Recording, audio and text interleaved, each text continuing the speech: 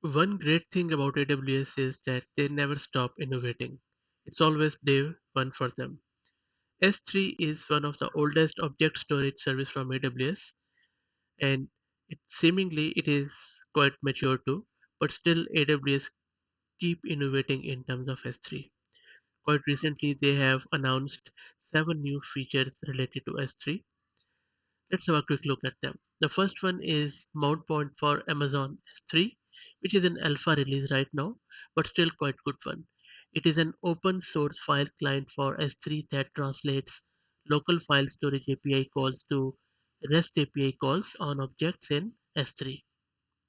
Second one, the data exchange for S3 enables users to find, subscribe to, and use third party data files for analysis with AWS services without needing to create or manage copies to their account.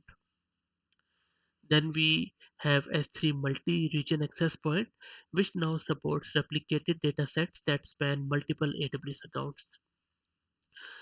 Aliases for S3 object Lambda access point as CloudFront origin.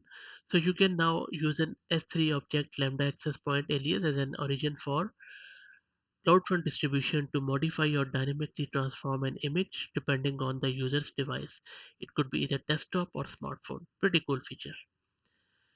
VPC and interface endpoint for S3 now offer private DNS option that can help you more easily route Amazon S3 requests to the lowest cost endpoint in your VPC.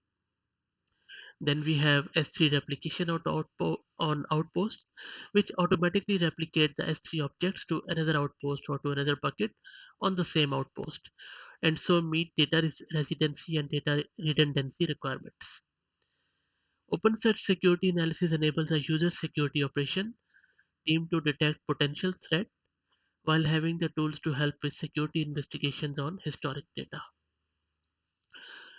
I would suggest you play around with these features. In the subsequent videos, I'll be also exploring few of these features, especially the aliases for S3 object lambda access point. I hope this was useful. If you have any comments or feedback, please put them in the comments. Thank you very much.